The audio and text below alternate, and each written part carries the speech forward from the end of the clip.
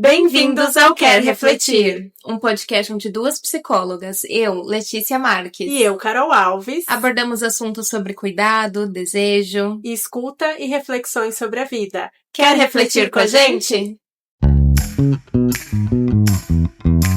O que é cura emocional? É sobre isso que a gente vai falar no episódio de hoje. Algumas pessoas têm uma ideia do que é cura, têm a ideia de que é nunca mais sentir dor sobre determinado aspecto da vida, mas será que é isso mesmo? Ainda se tem um ideal sobre confundir o conceito de cura emocional com a cura tradicional, no modelo da medicina mesmo. A cura física de uma doença, física, né? Exatamente. É igual a gente chegar num consultório, a gente estar com sintomas físicos e a gente também não sabe identificar o que aconteceu. Então a gente vai se direcionar ao consultório médico, a gente vai relatar ali o que a gente está sentindo, a dor, e aí vai ser investigado.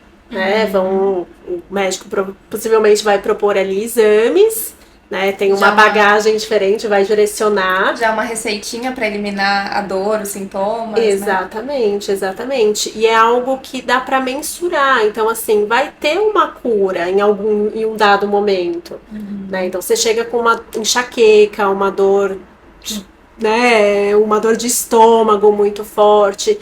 Então, através ali da medicação, consegue-se mensurar uma cura, digamos assim, né? Você vai passar uma semana em tratamento ou outras coisas um pouco mais sérias, né? 3 meses, 6 meses, mas espera-se um final para aquilo. Diferente do que a gente trabalha aqui na terapia, na psicanálise.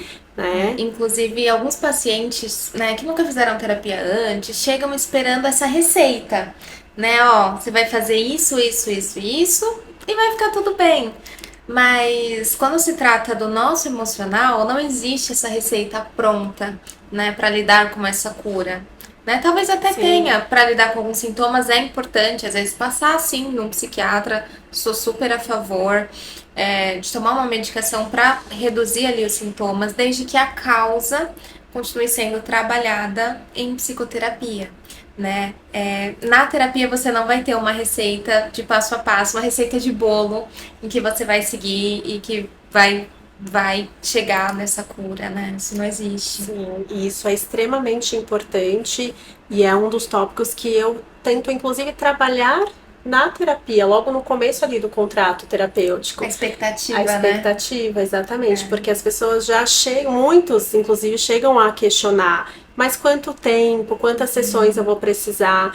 E eu vejo como até antiético a gente fazer essa promessa para o paciente, porque é algo que realmente não dá para mensurar, a gente não consegue ter essa avaliação, porque é muito subjetivo. O tempo que eu, Carol, vou levar para tratar uma demanda não é o mesmo tempo que a Letícia terá.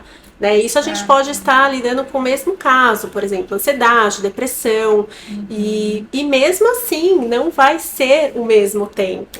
É muito importante, né? Logo no início, alinhar a expectativa do paciente com relação à terapia, né? Entender que a terapia é um processo, né? É importante, assim como a vida é um processo, né? Não adianta a gente focar no objetivo final e não viver o percurso até lá, porque a vida acontece no processo, a terapia acontece no processo. Uma coisa que eu sempre falo para os meus pacientes na primeira sessão é: a terapia começa quando a sessão termina. Aí eles, como assim, né? Porque é quando termina ali os 50 minutos de sessão e o paciente vai para a vida, que ele vai colocar em prática o que a gente conversou ali, que ele vai pensar em refletir no que foi abordado ali na sessão, é que a terapia vai funcionar. Então funciona muito mais entre uma sessão e outra do que ali nos 50 minutos de sessão, né? Isso já representa um processo. E eu costumo dizer também que a terapia, ela é um serviço personalizado para cada paciente. Então é isso que você falou agora, né?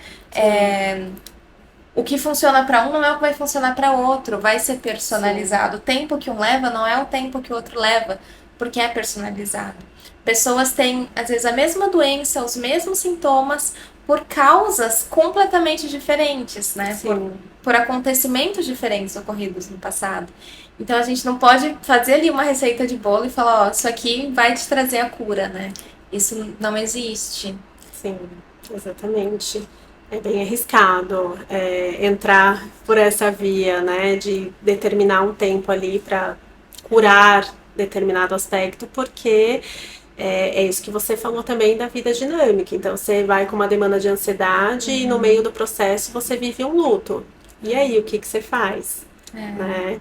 Então, é algo que, assim, não dá para prever. Ao longo do processo, no decorrer das sessões, vão acontecendo muitas coisas. Exato. Acho que aqui a gente conseguiu falar um pouquinho, né, do que a cura emocional não é. Mas o que será, então, que é a cura emocional, né, Carol? Sim. Eu acho que é saber lidar com essas adversidades, né? É você tentar ir para um processo terapêutico pensando em como você vai lidar com os sintomas, né? Vou até trazer o exemplo da ansiedade, por exemplo, que muitas pessoas querem se livrar desse sintoma. Então, assim, eu não quero mais ter ansiedade, a ansiedade atrapalha demais a minha vida. De fato, a ansiedade acaba atrapalhando ali o dia a dia da pessoa, ela traz muitos danos emocionais, inevitavelmente. Mas se a gente pensar só em como a gente vai cessar essa ansiedade, cria-se até uma expectativa também quase que real ali. Né? Acho que é muito mais significativo a gente aprender a como lidar com ela. Até porque pode ser que seja algo que não vai acabar. Né? Todos nós, por si só, temos ansiedade, temos momentos ali ansiosos. Claro, tem ansiedade patológica, mas assim, é algo que não dá para tirar. Vão ter eventos da nossa vida que estaremos mais ansiosos. Inclusive, né? O filme Divertidamente 2, né, que aborda bastante ansiedade, mostra ali no final o quanto a ansiedade pode ser útil quando ela tá no nível certo, né? Sim. Ali no final ela lembra que a Hayley ia ter uma prova no dia seguinte. E então a ansiedade, ela é uma parte importante da vida, ela serve para nossa proteção, inclusive, muitas vezes, né? O problema é quando ela chega num nível que atrapalha a nossa vida cotidiana, né? E aí precisa ser trabalhado para que ela volte para o nível saudável, não para que ela seja exterminada, né? Exatamente, e é exatamente nesse ponto que o conceito ele é distorcido. Porque quando você chega num consultório médico com um sintoma físico, espera-se que isso seja eliminado, seja cessado. Né? Diferente da psicoterapia, onde você vai aprender, você vai se fortalecer, você vai conhecer as causas para lidar da melhor forma com esse sintoma. Inclusive, eu lembrei agora que muita gente, até conhecidos, pacientes que começam pela primeira vez a tomar ansiolíticos, eles relatam, não é o que eu esperava, porque eu achei que eu ia ficar tão tranquila que nada ia me afetar, mas não é o que eu tô sentindo. Porque não é isso a cura emocional, né? Mesmo eliminando sintomas de ansiedade exacerbada, às vezes, você não fica apático à vida, né? Não é esse o objetivo, né? Isso traz esse ponto também de até uma expectativa que a pessoa tem com a medicação que não é o que vai ser alcançado, porque você não deixa de ser um ser humano, você não se torna um robô quando você faz um tratamento psicológico, um tratamento psiquiátrico, né? Sim, eu acho que tem até uma dualidade dentro disso, porque muitas pessoas evitam a terapia com esse sinônimo de doença. Então, eu vou para a terapia, eu tenho que fazer um tratamento porque eu estou doente e pode ser que em algum dado momento seja encaminhado para um psiquiatra, por exemplo, né, tratar a ansiedade, ajudar ali. Então, as pessoas evitam a medicação, né, a todo custo. E tem o outro lado também de que as pessoas entendem que só tem cura se tiver uma medicação, né? Como esse modelo tradicional que a gente vê. Tem que ter o equilíbrio, né?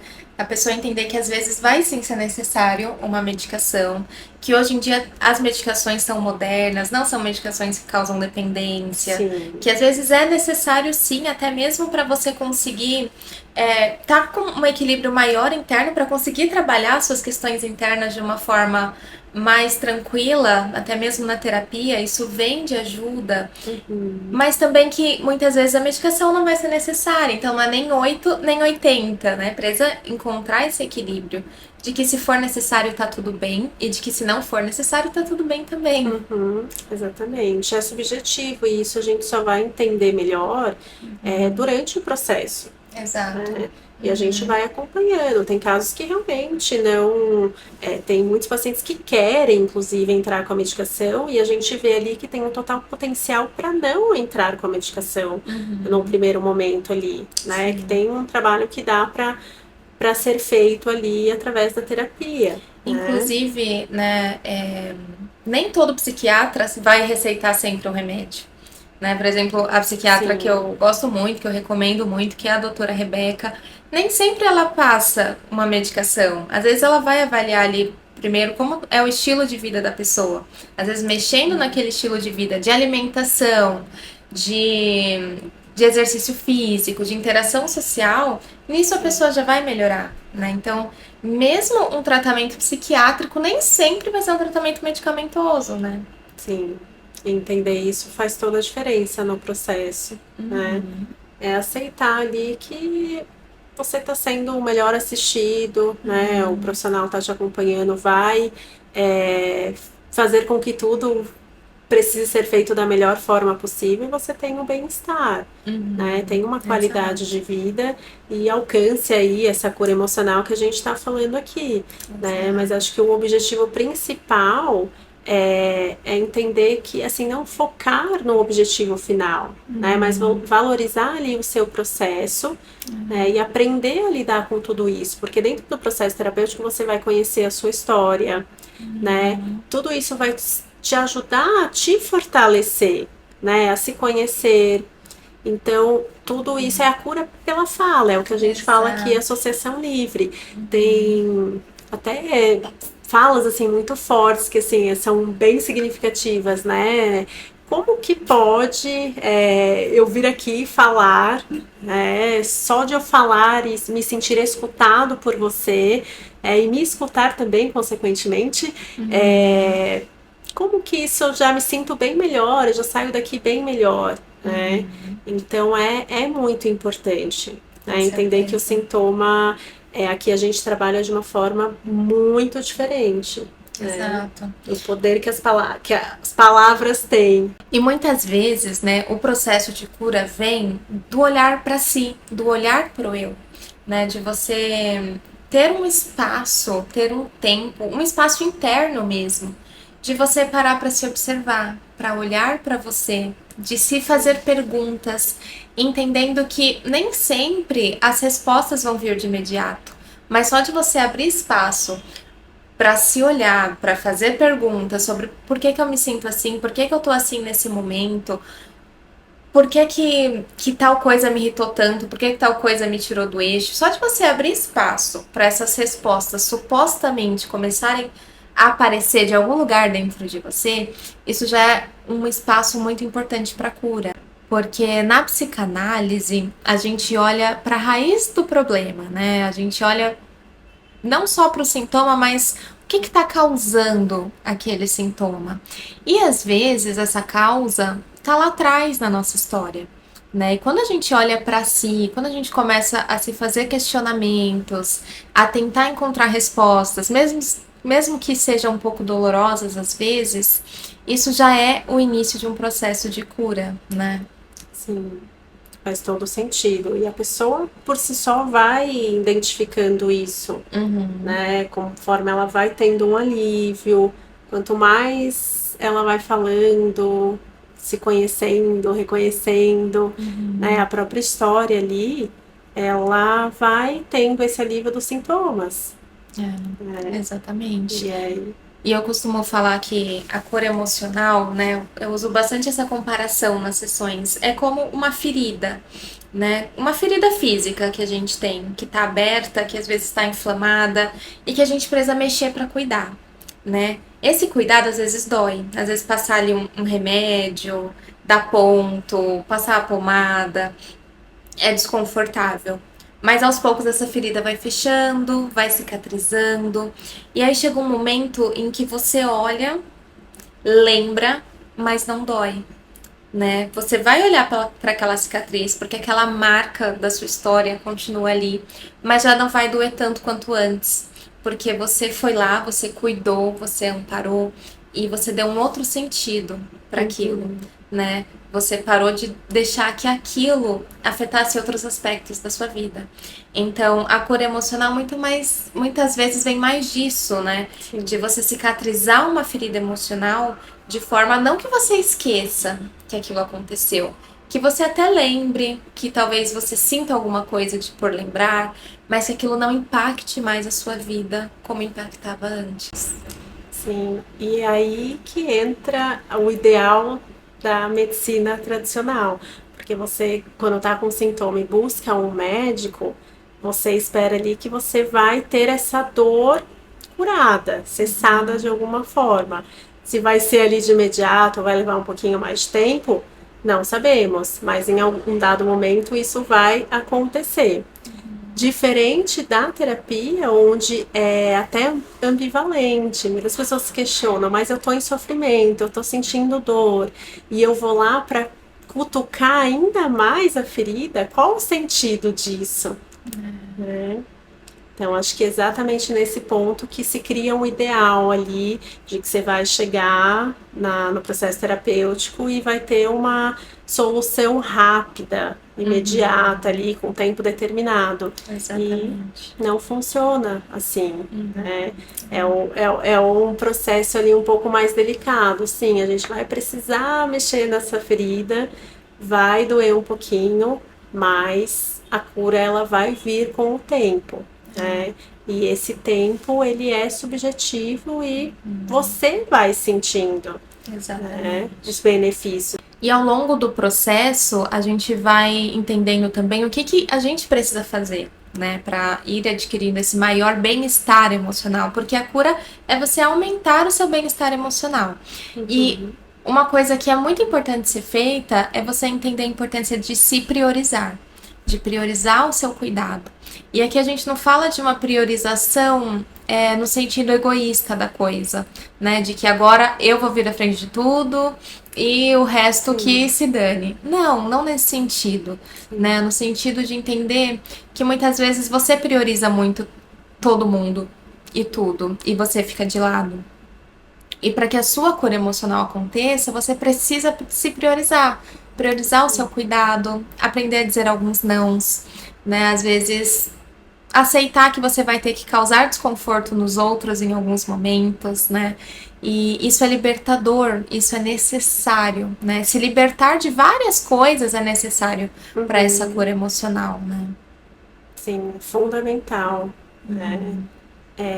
Saber que é um processo ali muito individual. A gente pode ter uma rede de apoio. É fundamental, né? Até ter uma rede de apoio. Total, muito importante. Até a questão do tempo que a gente estava falando, que não é mensurável. Então, assim, às vezes você compartilha que você está tratando uma ansiedade, por exemplo, e aí se passa um X tempo e alguém, né, que se espera dentro dessa rede fala, nossa, mas já passou todo esse tempo, não está resolvendo, não está adiantando, acho que isso aí não vai funcionar, né? Então é importante que o outro também respeite esse tempo, né? Entenda a subjetividade que se tem um tratamento ali psicoterápico, né? Algo que, um sintoma que ele é causado, né, por algo emocional ali.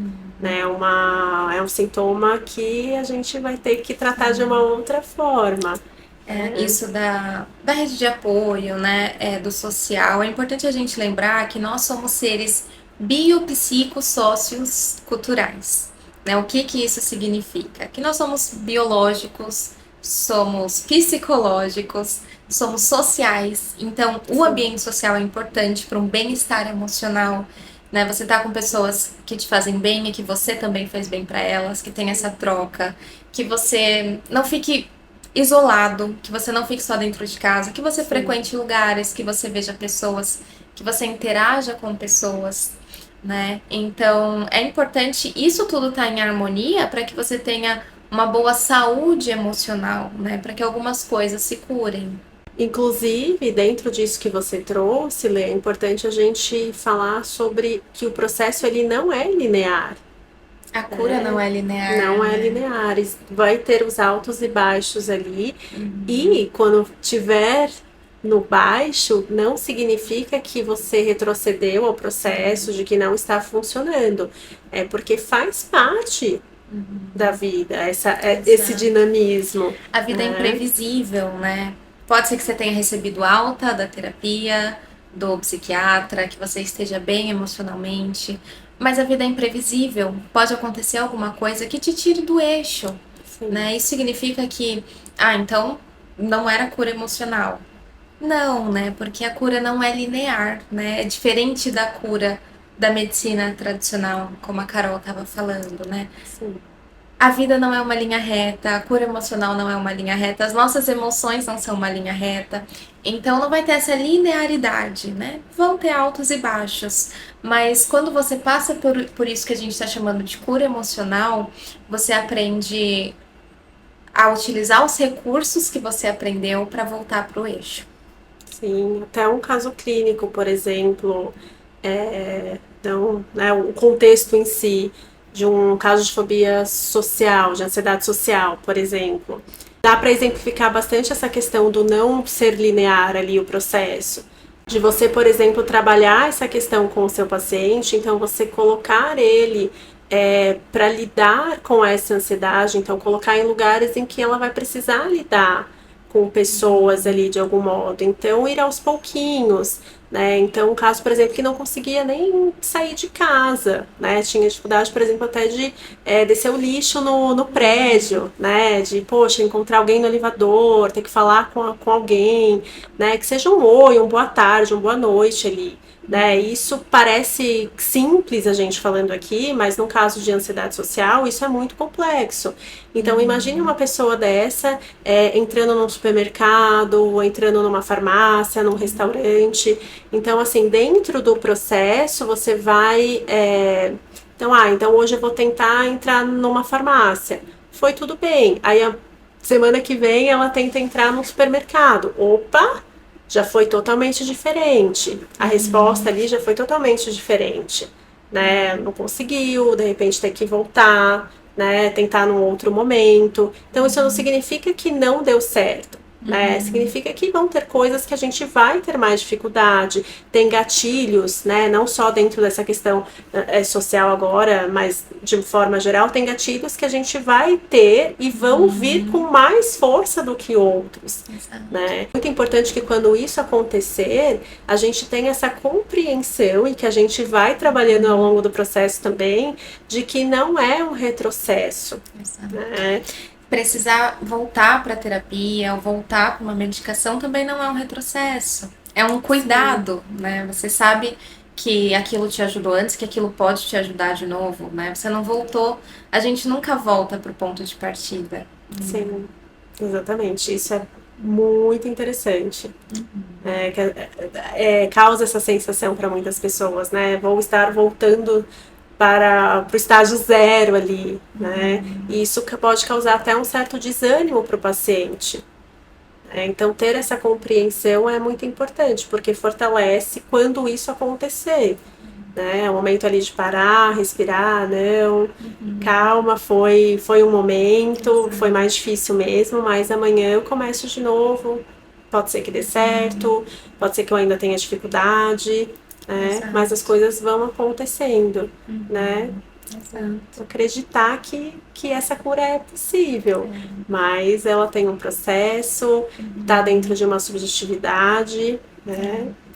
E pra gente finalizar e para resumir bem tudo que a gente abordou nesse episódio, eu gostaria de ler um texto que eu fiz há um tempo atrás, um texto de minha autoria. Eu costumo escrever. Gente, spoiler. Eu costumo escrever algumas poesias e dessa vez foi um texto mais poético que eu vou compartilhar com vocês.